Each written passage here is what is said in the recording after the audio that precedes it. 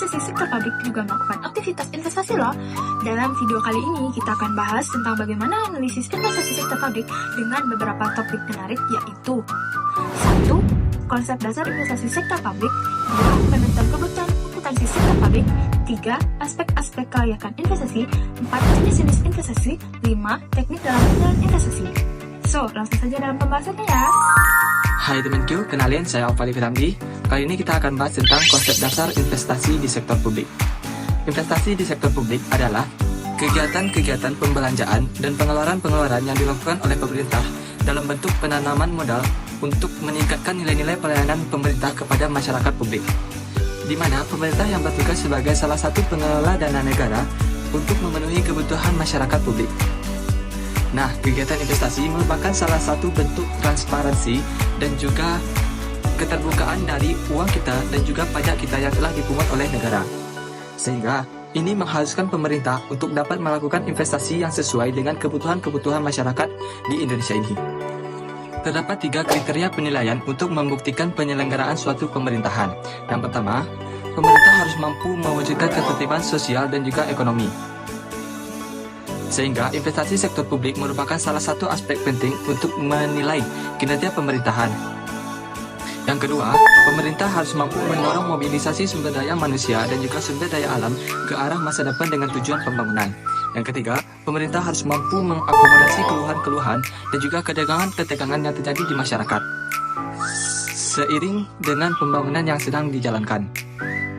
Nah, demi ketiga tujuan tersebut, pemerintah harus mampu memprioritaskan kebutuhan dan juga ketertiban sosial di masyarakat.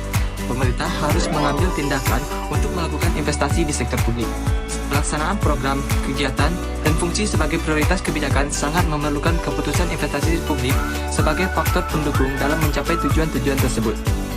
Nah, topik selanjutnya akan dibahas oleh teman Kio lainnya. Hai, salam kenal, saya Husni. Selanjutnya kita akan bahas tentang bagaimana sih cara kita menentukan kebutuhan investasi untuk sektor publik. Dalam melakukan investasi di sektor publik, terdapat 2 tujuan utama pelaksanaan investasi, yaitu peningkatan kuantitas pelayanan masyarakat dan peningkatan kualitas pelayanan masyarakat. Nah, kebutuhan investasi sektor publik ditentukan berdasarkan anggaran yang ditetapkan di APBN kita. Dan APBN harus disusun sesuai dengan jumlah keluhan ataupun jumlah kebutuhan masyarakat pada saat bersangkutan, dengan mempertimbangkan tujuan investasi untuk peningkatan kuantitas maupun peningkatan kualitas pelayanan kepada masyarakat.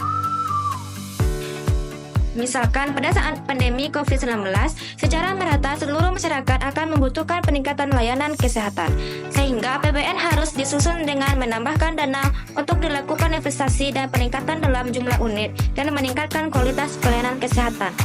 Jadi, ada 3 jenis tindakan dalam investasi di sektor publik yang biasanya dilakukan oleh pemerintah. Pertama yaitu investasi penggantian. Misal, ruang telepon publik yang sudah lama terbengkalai dan ketinggalan zaman diganti dengan ruang tunggu, bus dengan fasilitas wifi gratis untuk masyarakat umum. 2. Investasi penambahan kapasitas.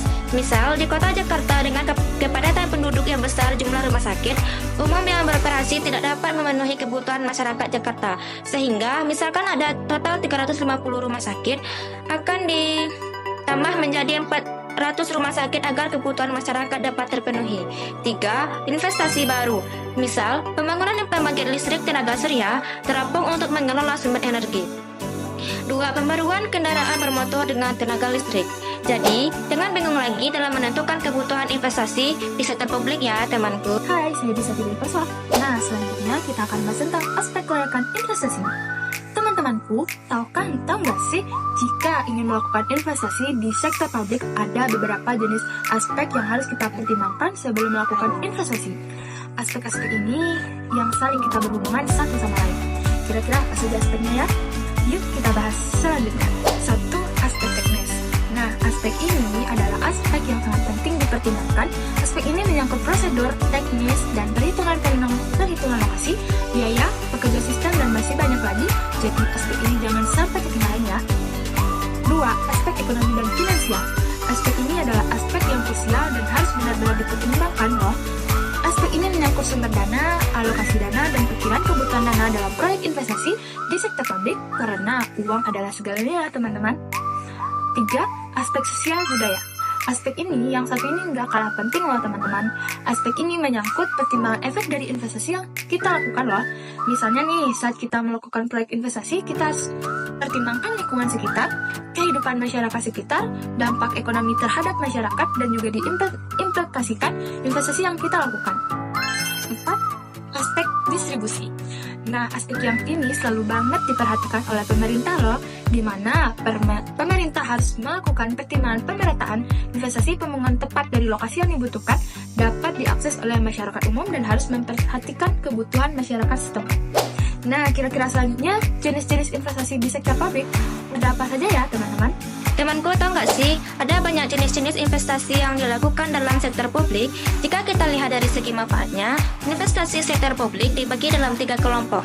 Pertama, investasi yang bermanfaat untuk umum atau publik, merupakan investasi-investasi untuk fasilitas umum seperti jalan raya, bandara, pasar, dan lain-lain. Nah, itu adalah investasi yang ditujukan untuk memenuhi kebutuhan masyarakat secara umum. 2. Investasi yang bermanfaat untuk kelompok. Nah, investasi ini hanya akan memenuhi kebutuhan suatu kelompok tertentu saja loh. Misalnya, investasi pembangunan tempat ibadah, pembangunan khusus bagi daerah tepi pantai, dan lain-lain. 3. Investasi yang bermanfaat bagi pribadi atau rumah tangga. Investasi ini berupa bantuan yang diberikan kepada orang pribadi untuk membantu meringankan kebutuhan seseorang loh.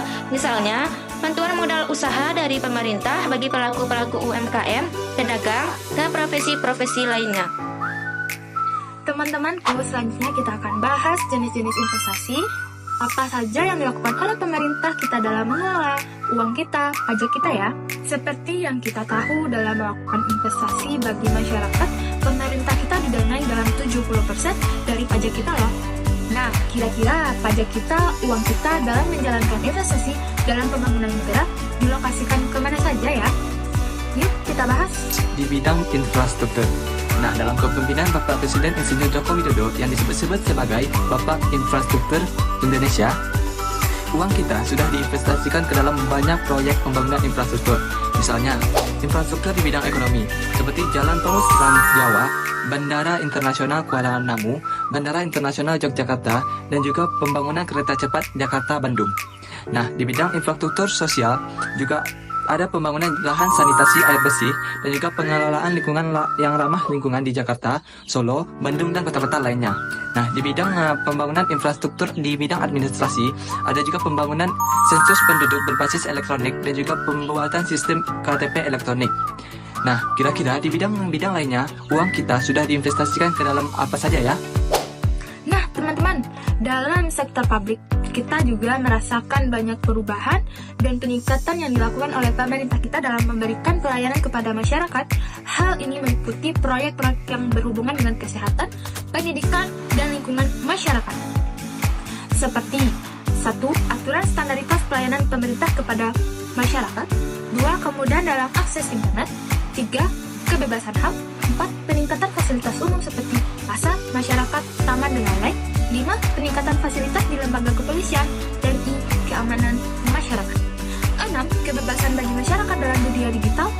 7. Kereta cepat, akses pelayanan secara digital, dan kepengurusan administrasi yang dipergunakan melalui sistem personal assessment dan lain-lainnya. Wah, sepertinya pemerintah kita benar-benar berusaha maksimal dalam meningkatkan pelayanan kepada masyarakat ya. Kira-kira di sektor publik pendidikan dan SDM pemerintah kita sudah melakukan apa aja ya? Yang pendidikan dan juga peningkatan sumber daya manusia. Teman-Q tahu nggak sih, dalam memperbaiki peningkatan kualitas SDM masyarakat Indonesia, pemerintah juga sudah melakukan banyak investasi dalam bidang tersebut. Nah, uang kita sudah diinvestasikan ke dalam beberapa program sebagai berikut.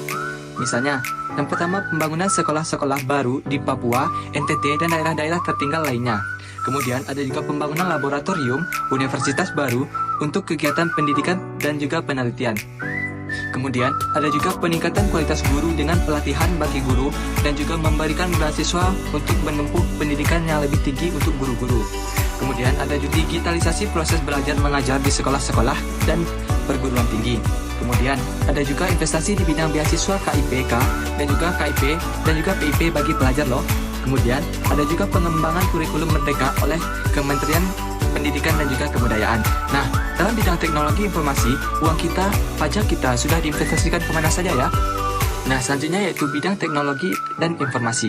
Dalam mengikuti perkembangan zaman dan juga kemajuan teknologi, pemerintah Indonesia sudah banyak sekali melakukan investasi-investasi dalam meningkatkan sektor teknologi dan juga investasi di Indonesia loh.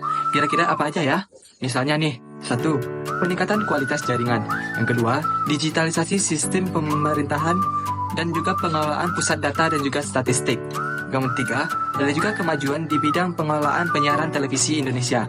Kemudian, pengembangan aplikasi platform e-government, dan kemudian Smart City Village, atau peningkatan cyber security, dan membentuk Kementerian Komunikasi dan Digital, Kemkomdigi, yang baru saja dibentuk untuk mengurus teknologi informasi dan komunikasi digital.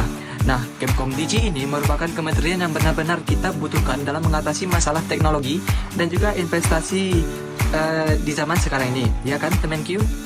Kira-kira di bidang kesehatan masyarakat, uang kita, pajak kita sudah diinvestasikan kemana aja sih? Bidang kesehatan masyarakat. Nah, bidang kesehatan masyarakat merupakan aspek penting yang harus terus tetap ditingkatkan oleh pemerintah kita ini, temanku. Dan uang kita juga sudah banyak sekali diinvestasikan dalam bidang kesehatan bagi masyarakat ini. Misalnya, pertama yaitu pembangunan rumah sakit di Papua, NTT. Kedua, rumah sakit vertikal baru Rumah Sakit UI dan Rumah Sakit PON. Ketiga, Program Jaminan Kesehatan Nasional atau JKN, BPJS Kesehatan. Keempat, Program Nusantara Sehat. Kelima, vaksinasi COVID-19 dan penanganan pandemi COVID-19. Keenam, digitalisasi sistem rumah sakit. Ketujuh, peningkatan teknologi kesehatan seperti mesin operasi mikro pertama kali di Indonesia oleh dokter di Bali, alat pengobatan mata minus tanpa operasi, dan banyak alat lainnya loh. 8. Rumah sakit modern di IKN dan kota-kota. Nah, teman-teman, banyak sekali hal yang kita pelajari dalam investasi di sektor publik kali ini. Mari kita kawal uang kita, pajak kita, agar dapat diinvestasikan dengan tepat sesuai dengan kebutuhan masyarakat kita ya. Kapan-kapan lagi ya. Dadah.